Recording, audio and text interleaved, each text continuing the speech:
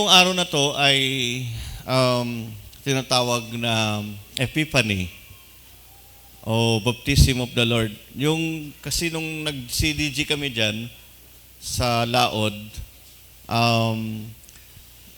pinagsabay ng kalendaryo natin yung tungkol sa Epiphany at saka yung Baptism of the Lord. Kahapon ay Epiphany. Yung anong sabihin ng Epiphany? Ito po ay walang katumbas na Tagalog na kahulugan. Sa Kastila kasi ang Epiphany ay Epipanya. Ang pinakamalapit na meaning niya ay manifestation o yung pagkapahayagan.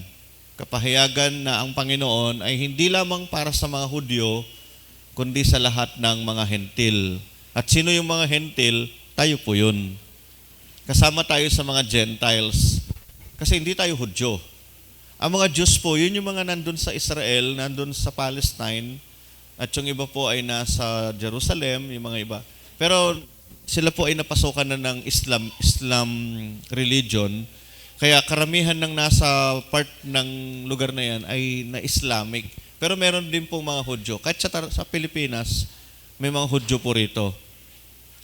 Okay, so our theme for the month of January ay Becoming the People of God, and there was morning.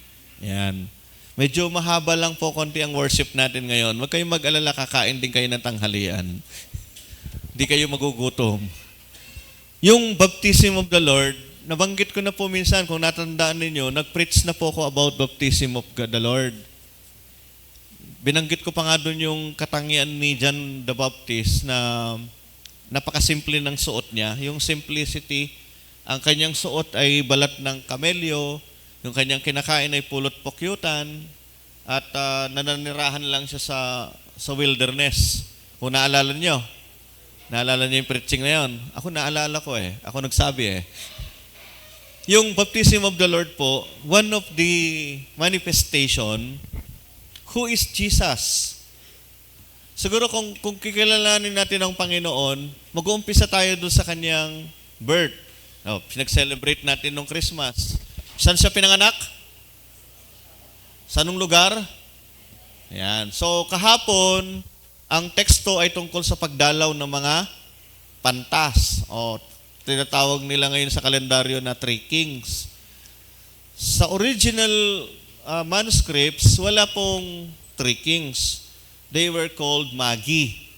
Hindi po yung binubudbud sa luto yun, ha? Magi, ibig sabihin, wise men, mga philosophers, mga astrologers, they are looking for signs and wonders. And nung nakita nila na merong ipapanganak na king, hinanap nila ito, but they do not know who is that king. Yun yung Epiphany. Na-advance ko naman nung linggo tungkol sa tatlong gift na binigay nila. Okay? So ngayon, ang pag-uusapan natin ay yung tungkol sa Baptism of the Lord. Yung lubog, yung buhos, at saka yung wisik, pare-parehas na kinikilala natin as part of baptism. Sa baptist po, ibang denomination, ang alam nilang baptism ay yung nilulubog lang. Kasi ang meaning daw po ng baptism ay baptiso. Ang ibig sabihin, to flang o to immerse. Yun lang ang meaning nila ng baptism. Sa atin, ang baptism, pwedeng wisik. Halimbawa, merong dalaw, yung isang babae, hindi naman natin siya pwedeng ilubog. Hindi nag-red na yung red tide na, yung tubig. So, bubuhusan natin or wiwisikan. Katumbas lang din po siya na tinatawag nating to immerse. Yun naman pong wisik, ay yun naman pong iba, halimbawa, nasa bed na siya, yung barang bedridden na siya, gusto niya maranasang mabinyagan, mamagitan ng tubig, binubuhusan na lang po natin. At tulad yung mga baby na dinadala natin dito, may buhos po yun. Yung mga bagay na yon, ginagawa natin, pare-parehas lang po ang kanilang significance. Alam nyo, kasi ang salitang baptism, it was an ordered. Isa po siyang utos. Naalala nyo yung Matthew 28? Go ye into all nation and make disciples.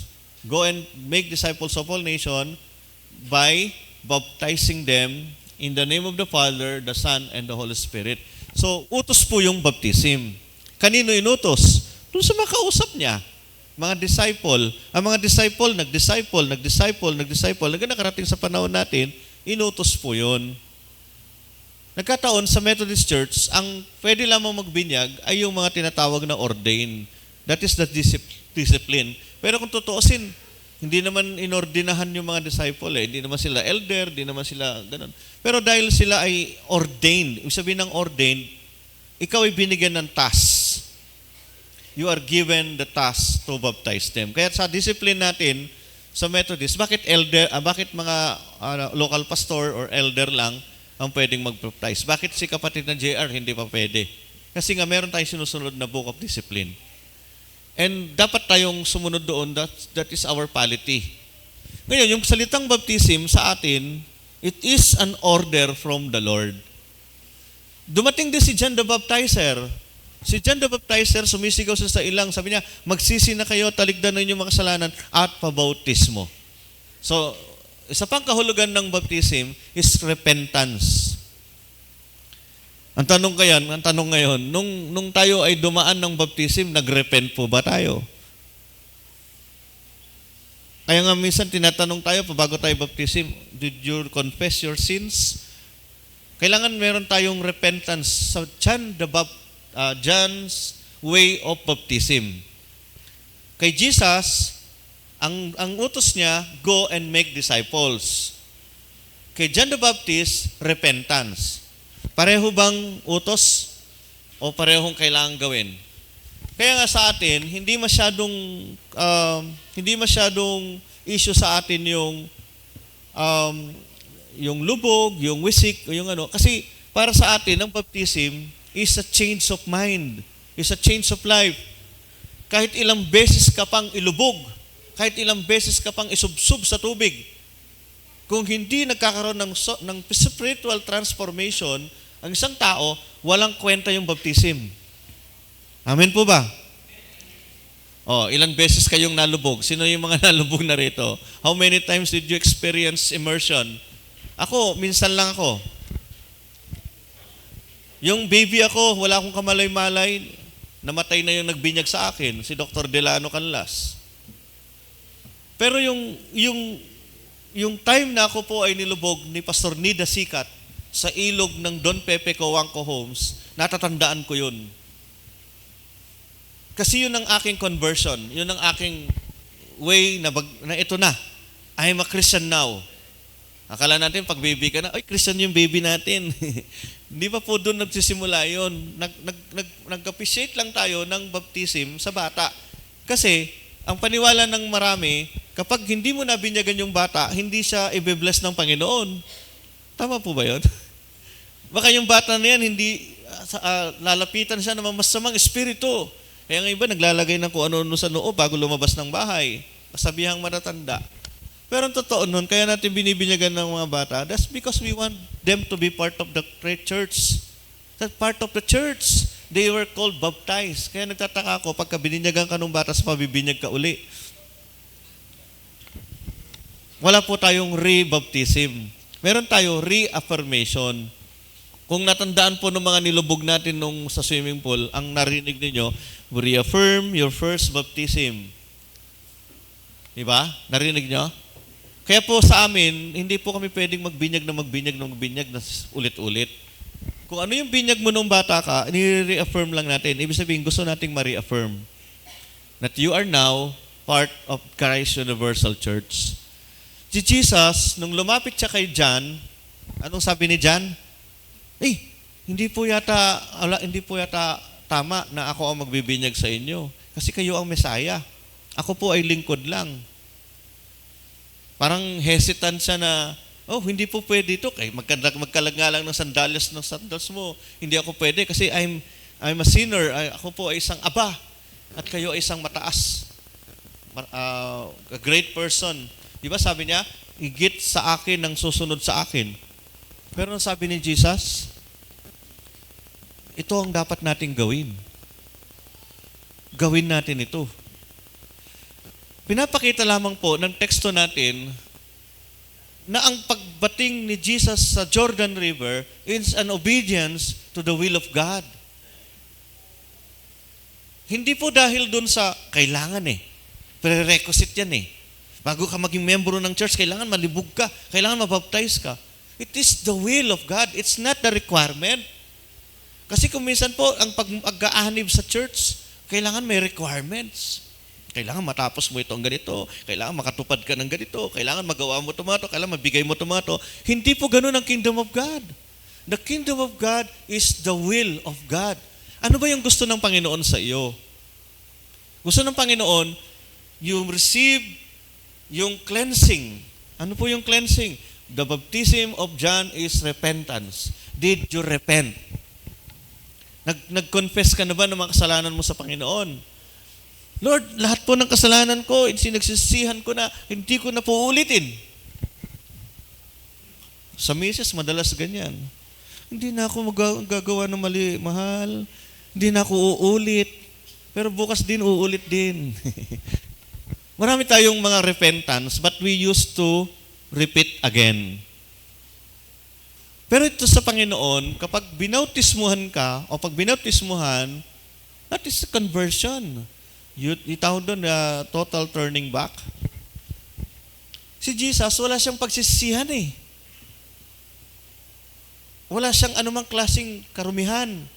He is a righteous person. Never siya nag-commit ng sin.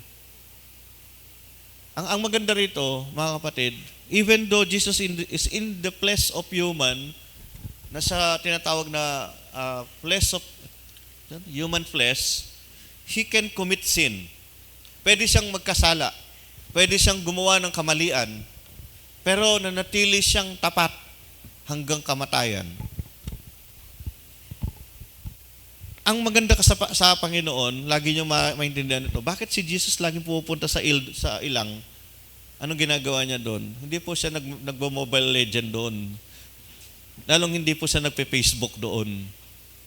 Pupunta siya sa ilang upang manalangin.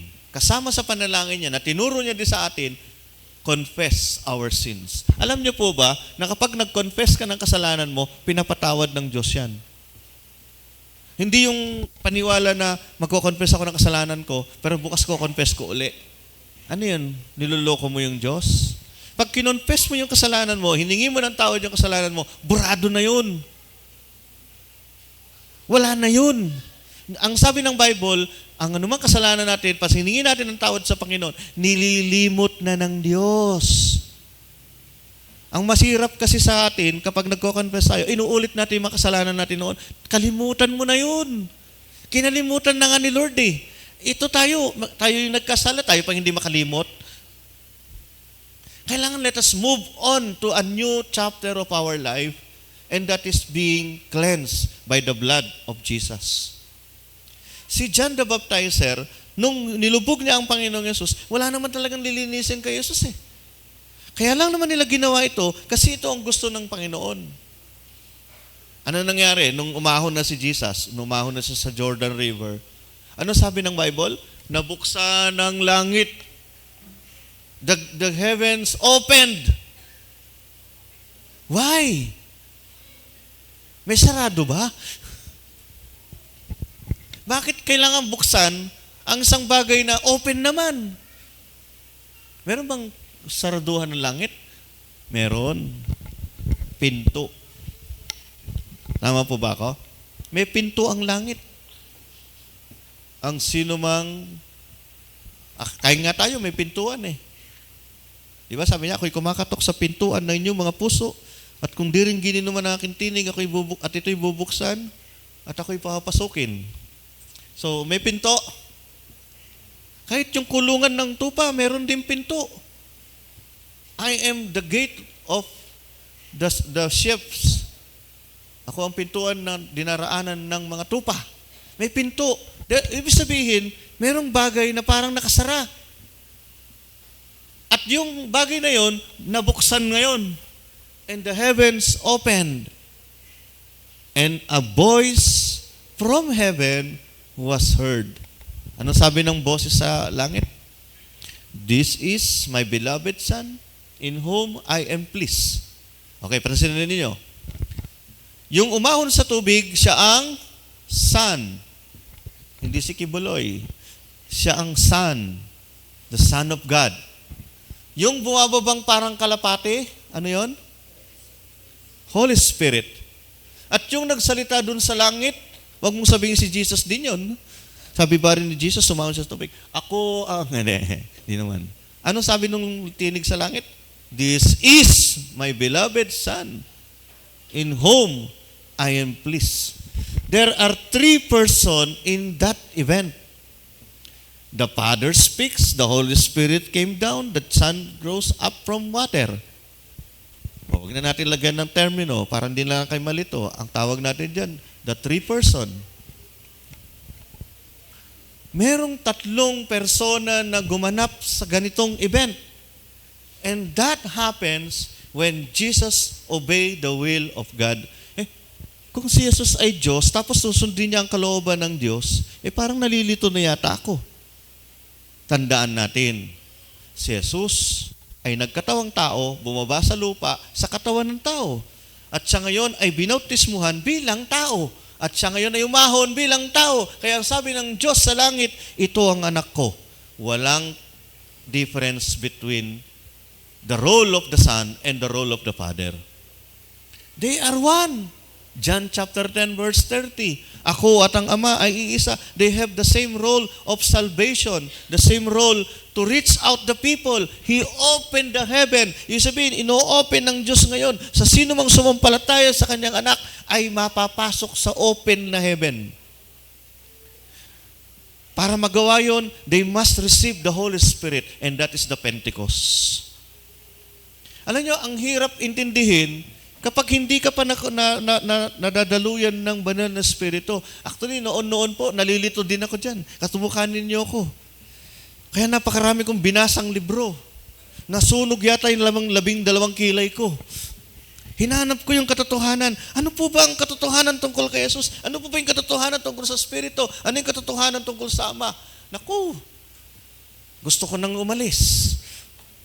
Pero dahil hiningi ko ang karunungan mula sa banal na Espiritu, and the Spirit speaks to me that they are one. The Father, the Son, and the Holy Spirit, magkakaiba lang sila ng pagkakilanlan. The Son was descended into earth to pay for our sins. Bayaran ng ating mga kasalanan sapagkat hindi mamamatay ang Diyos. Kailangan may mamatay para sa ating mga kasalanan. At yun ang role ng Panginoon. He preach the kingdom of God. And those who believe in the preaching of Jesus and follow Jesus will receive the Holy Spirit. At yung lahat ng tinanggap nila ang banal na Espiritu, sila ang nakakita ngayon ng katotohanan. Sila ngayon ang magmamanifest sa kanila yung katotohanan tungkol sa Diyos. Tandaan nito, in Revelation, pagtarap mo sa Diyos, wala ka nang makikitang kanan o kaliwa. Walang Diyos na nasa gitna at may nasa kanan. Kapagamat sinasabi ni Jesus na, ako'y aalis at babalik ako, luupo sa kanan ng Diyos sa mga pangyarihan. That is a figurative speech. Pagdating sa langit, mabasahin niyo yung Revelation, makikita ni John, 1, there is this King, Lord, God, enthroned, na shining, wala nang ibang liwanag na makikita kundi ang kaningningan ng Diyos. Yun ang makikita natin. Makikita mo lamang yun kung sinasaniban ka ng banal na Espiritu. Ano sinasaniban? Kinakasihan. Kapag nasa iyo na yun. If you receive Jesus in your life, pag tinanggap mo na si Kristo sa buhay mo, tinanggap mo na rin ang Ama at ang Anak. Di ba? Malinaw naman po sa Matthew 28, baptizing them in the Father, the Son, of the Holy Spirit. Kung hindi mo sila natanggapin buo, sabihin sana, baptize them in the name of Jesus. Baptize them in the name of the Father. Wala naman pong mother. Kasi may narinig ako nung nakaraan praise Father and Mother God. Sabi niya, okay. So, this is what is the truth. Kung nalilito po pa kayo, personal niyo akong kausapin. At hihingi tayo ng wisdom sa Holy Spirit. I am not a wise man. Hindi po ako matalinong tao. Pero meron akong hiningi sa Panginoon na banal na Espiritu na alam kong sa inyo din. Naalala niyo yung si Cornelius? Pinatawag ng Panginoon si Pedro. Pedro, sabi niya, punta ka sa bahay ni Cornelius. Roman si Cornelio, hindi siya Hudyo. Sabi ni Pedro, hindi po pwede. Hudyo lang ako pinasinugo. Sabi ng Panginoon, wag mong ituring na marumi ang anumang bagay na malinis na. So pumunta si Pedro sa bahay ni Cornelio.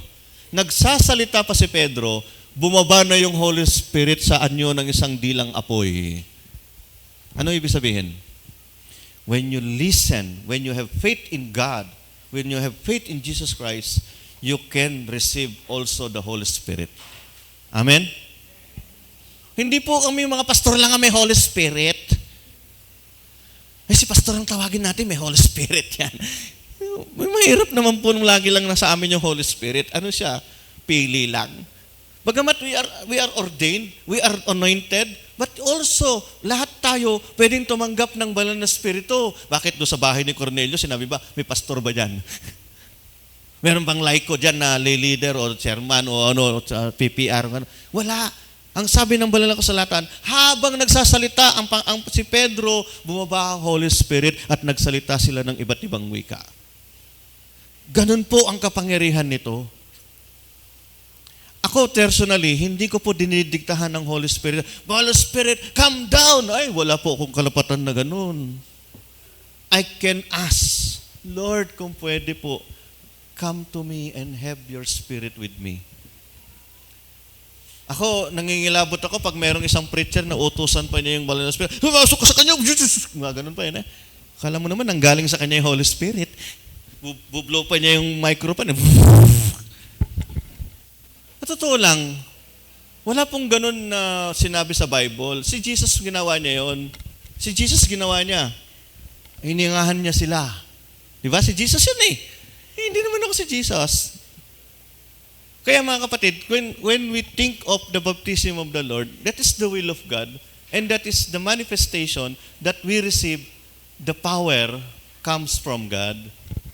Kaya kung kayo po ay nalubog, pagpasalamat nyo sa Diyos yun. Kasi naranasan nyo ang naranasan ni Jesus. At kung hindi pa kayo nalubog, okay lang din naman yun. Hindi naman po yung sabihin sila lang. Ang totoo niyan, sabi ni John, ako, sabi niya, binabautismuhan ko kayo sa tubig, tanda ng inyong pagsisisi at pagtalikod sa inyong makasalanan. Ngunit siya, sabi niya, ay babautismuhan kayo sa Espiritu Santo. Nabasa niyo yung word na babautismuhan? Tubig ba yun? Ang ibabaptize sa lahat ng sumasampalataya sa Panginoon, yung kanyang banal na Espiritu. Ibibigay niya yung kanyang Holy Spirit. Kaya nga nung panahon ng Pentecost, nung panahon ng Acts chapter 2, ang mga tao ay napakatapang na. Hindi sila naghahamon ng away. Napakatapang na nilang magsalita tungkol sa kaharian ng Diyos. Hindi sila takot na sila ulihin at patayin. Hindi sila takot na sila ay tirahin na, mga lasing lang yan, mga ganito lang yan, mga may topak ang mga ulo niyan. Wala silang pakialam kasi they are under the power of the Holy Spirit. Because Jesus baptized them with the Spirit. Hanggang sa, kung babasahin niyo po, kasi wala na to sa mga libro natin sa nabibili sa market eh. Sa library po ng seminaryo, napakarami na po ng mga historical books na naitapon na.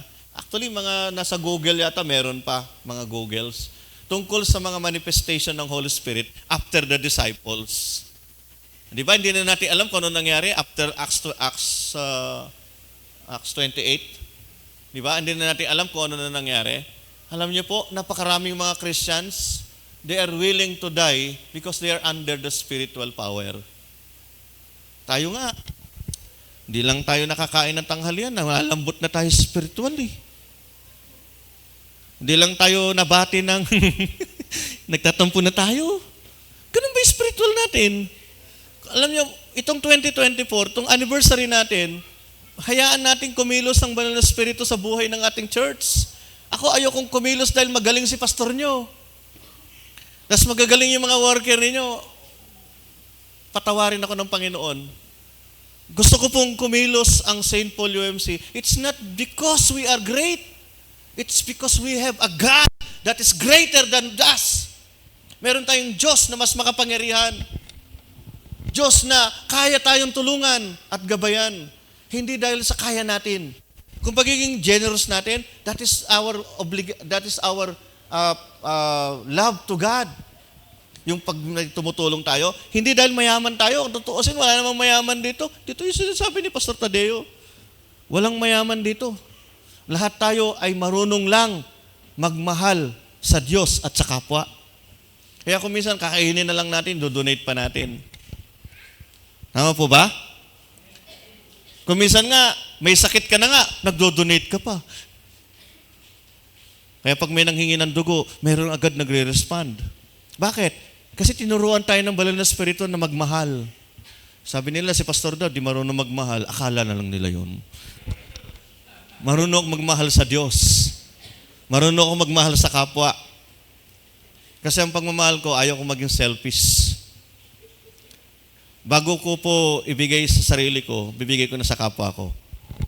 Kahit yung oras ko sa inyo. Kaya kung minsan pagka medyo na high blood man po yung aking royal blood, bahagi po yun ng paglilingkod natin. Malay natin, time will come. Wala na rin po ako sa mundong ito. At least naibigay ko na yung the best. Di ba kinakanta natin yun? Give up your, ano ba yung tono nun? Give up your best to the Master. Ibigay na natin yung best natin. Hindi natin alam kung hanggang kailan tayo mabubuhay sa mundong ito. Pagka naibigay na natin at umalis na tayo sa mundong ito, di nakangiti tayo. Hindi yung aalis tayo, sabihin, sayang naman, di ko pa naibigay yung gusto ko. Mga kapatid, kung ano man po yung inuutos ng Panginoon sa atin, gawin natin. Ito na, challenge ko kayo. The Lord said, hindi ko naman siya nakausap ng directly, pero ito yung pinapaisip niya sa atin. Panahon na po, 30 years na tayo. We have to born a new church, a new mission. Habi natin, pinagmamalaki natin, madami kami. Marami kami rin, malaki na rin yung kapilya namin, maayos na, ang ganda ng technology natin. Tayo inahangaan sa lahat na nagla-live ngayon, compared to Manila area. Ang tanong, may mission ba tayo? Do we have mission? Ang dami nating offering. Meron ba kayong mission offering? For the mission. Na-reach out na ba natin yung medyo wala pang kapilya dyan? Pastor Undo. Kilala niyo si Pastor Undo? Pastor Romy Biatengo, tawag sa kanya sa Bisaya, Undo. Meron silang Santa Maria. Tayo, meron ba tayong Santa Maria? Please, the Holy Spirit is telling us now, we must go. For 30 years existing ng St. Paul UMC, tapos na tayo para palakasin ang loob ng isa't isa. Naturuan na natin, na-confirm na natin, nagkaroon tayo ng mga baptism. Do we reach out? Minsan nag-chat sa akin si Pastor Julius, gusto niyang pasukan ng Bible study ang elementary ng San Juan de Mata.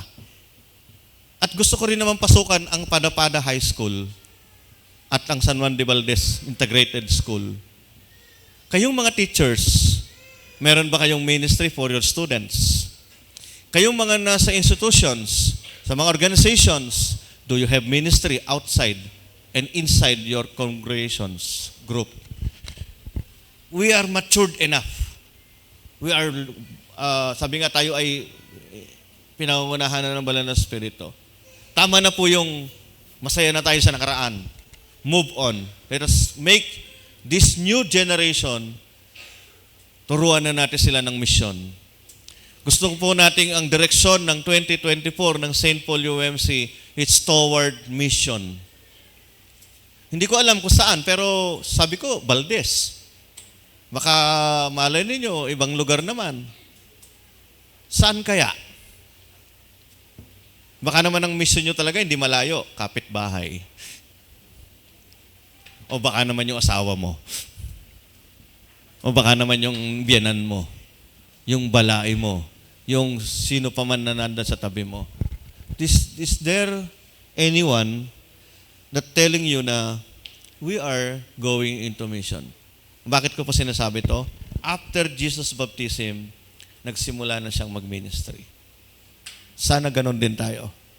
After 30 years, what's next?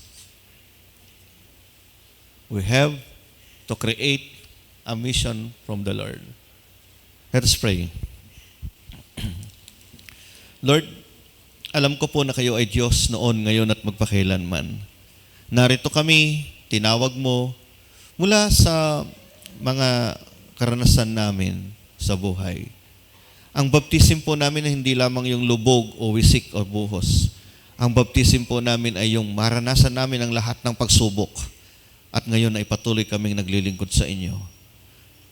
Lord, kung ano man po yung kalooban mo, ano man ang nais mo, sundin nawa ang iyong nais, O Diyos. Gawin namin ang iyong kalooban. Kung meron man pong struggles in life, I ask the Holy Spirit, hihingi po namin, Panginoon, kasihan mo kami at gabayan. Kung meron man pong mga alinlangan at takot, palitan mo po ito, Panginoon, ng pagtitiwala. Tunay, Panginoon, na hindi kami natatakot maubusan ng budget. Hindi kami natatakot mawalan ng anumang bagay na mayroon kami, kundi alam namin, O Diyos, papalitan mo ito, dadagdagan mo pa. Kasi nakita mo, nalaman mo, napatunayan mo, handa palang maglingkod ang mga anak kong ito. Lord, I pray for every members of our church, active man o hindi. Dakilang Diyos, hipuin mo ang puso ng bawat isa. Lead us according to your will. Alisin mo po yung ugaling wala akong pake. Alisin mo po ang ugaling kanya-kanya. Kundi gawin mo po na ang iglesyang ito, Panginoon, ay laging magkakasama. Laging nagtutulungan. Laging nagmamahalan. Huwag mong hayaan, Panginoon, na papasok ang diablo upang sirain ang relasyon ng bawat isa sa amin. Huwag mong hayaan, Panginoon, na magkaroon ng anumang alitan o gulo sa aming iglesia. Lord, protect us with the blood of Jesus. Protect us with your care, your love, and compassion. Please, Lord, nakikiusap po ako sa inyo. Gawin mo pong sample o manifestation ang St. Paul UMC para sa lahat ng tao sa lugar na ito at sa mga karatig lugar. Thank you, Lord, for giving us a 30 years of love and care. Thank you, Jesus. Thank you, Lord. In Jesus' name, Amen.